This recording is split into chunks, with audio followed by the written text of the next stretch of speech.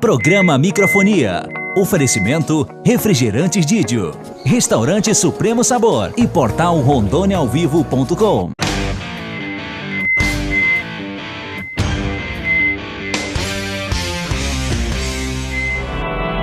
Fala, galera do programa Microfonia. Hoje a gente tem uma pauta aí super interessante. Você conhece a BR-319? Já ouviu falar? Gente, a BR é a única passagem aqui que leva de Porto Velho a Manaus. Essa BR está aí esquecida, ela foi entregue na década de 60, foi utilizada, mas abandonada. Um grupo de jornalistas aí foi aí numa expedição pela BR-319 esses dias e eu tô aqui com um deles. Conta pra mim assim, ó, o objetivo principal dessa viagem. Bom, o objetivo principal dessa expedição da viagem foi trazer à tona a sociedade novamente que a BR-319 existe, que ela foi construída, que ela tá aí para quem quiser ir, na verdade, que dá de ir com o seu veículo, porém para poder ir. Agora tem que ter todo um procedimento. Seria um procedimento de rally, na verdade, para poder chegar lá. Você vai em comboio, você tem que ter toda uma estrutura de pontos, saber das pontes, ligações, chegar, poder andar na BR e tem que ser um motorista treinado para poder chegar lá. Mas dá de ir. Eu tava contando aqui para mim quantas pontes tem daqui até lá. Ok, de lá para cá são 115 pontes, mas o lado mais interessante é uma reta. Você vai achar uma curva. Porém, existem retas com mata fechada, com floresta fechada, onde é selva. A área de selva são parques ecológicos que são protegidos pelo Ministério do Meio Ambiente e áreas de floresta aberta. E essa BR-319 é um rasgo em meio à floresta. Então, no caso, você não tem reta, mas as pontes estão em perigoso estado de conservação, na verdade. Na maioria das vezes você vai parar, vai ter que colocar pedaço de madeira, você vai ter que grudar uma ponte, você vai ter que criar desvios para passar pelo lado, mas dá de ir. Nessa expedição você filmou, né? Então a gente está acompanhando aí várias imagens dessa expedição, o pessoal de casa pode ver. Como é que faz assim quando a ponte estava quebrada? O que acontece? Pois é, a ponte quebra. No caso, no específico do caso do veículo que eu estava, nós estamos passando na altura do quilômetro 200, já após um distrito chamado Realidade, que é logo depois de Maitá, isso já no meio da floresta. E aí, passando pela ponte que tinha uma altura de 20, 30 metros aproximadamente, o veículo quebrou e a ponte cedeu.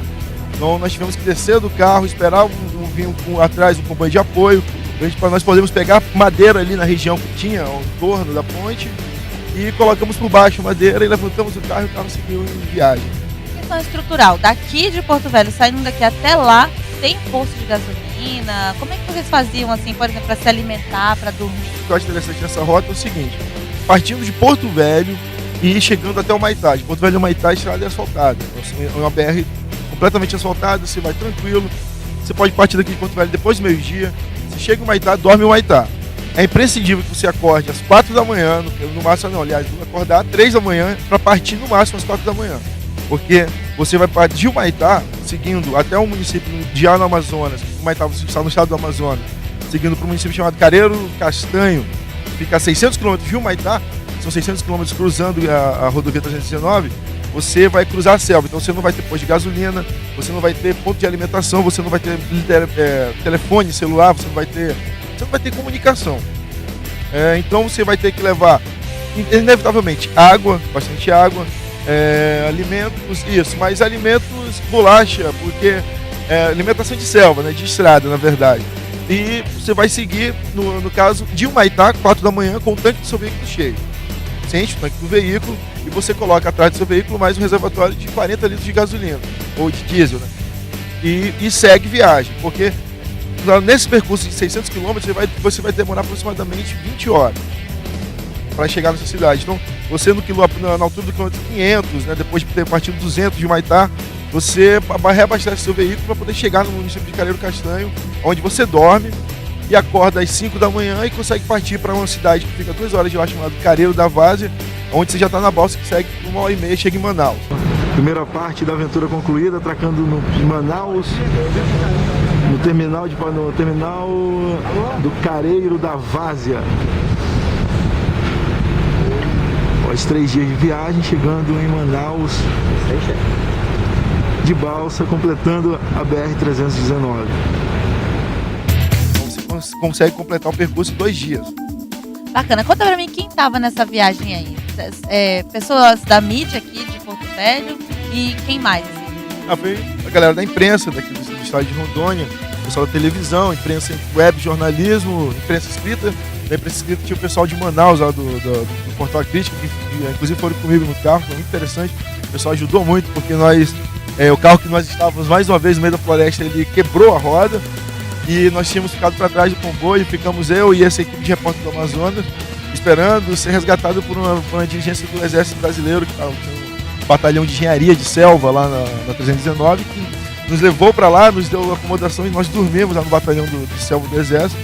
Então tinha essa galera, tinha produtoras também que veio de fora para poder mostrar a selva, né, toda a situação da selva. E autoridades políticas, senadores do estado, tinha deputado federal, tinha representantes do IBAMA, representantes de ONGs ambientais que estão de olho, né, que na realidade a BR ela não saiu até agora por causa de muita briga de ONGs, que alegam que vai mudar a natureza, né, que vai afetar a Amazônia. Mas se a BR já foi feita, eu acredito que não vai. Tudo sendo feito de forma acordada, não tem problema algum. Você, como jornalista e uma pessoa crítica, pode falar a sua opinião então pra gente aí.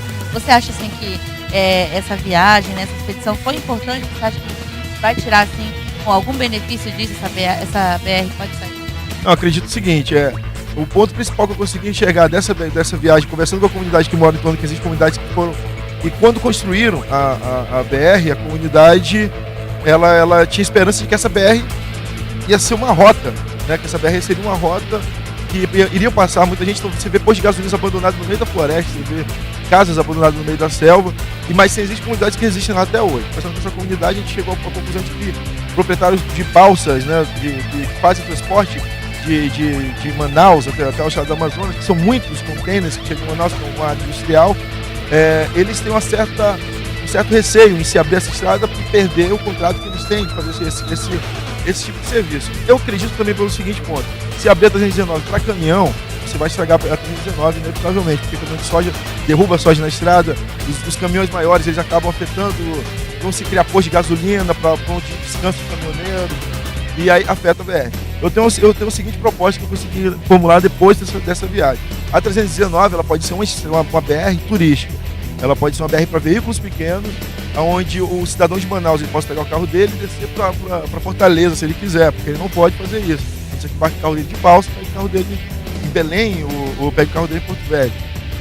Onde o cidadão do Rio Grande do Sul pode pegar seu carro e falar: vou para Manaus fazer uma aventura pela selva. Né? Então você vai pegar uma rodovia turística, você pode cobrar.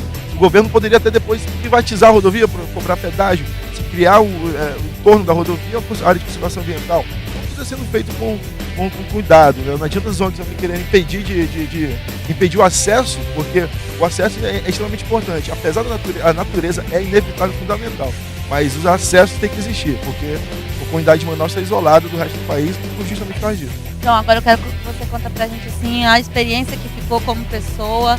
Conta aí pra gente o que vai ficar dessa viagem pra você.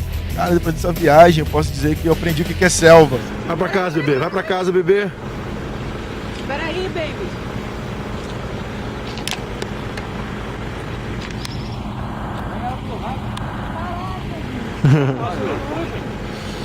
Vamos puxar já. Espera aí, vamos puxar. Tá vendo Olha, cara, que a mãe dela tá vindo bem ali, ó. Ave Maria, amor. Olha lá.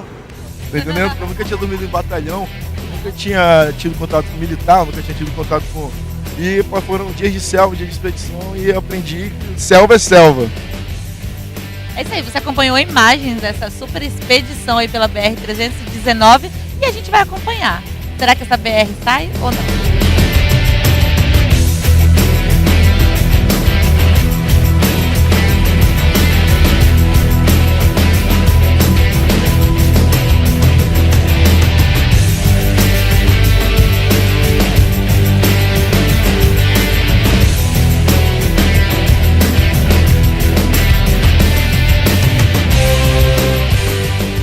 Programa Microfonia.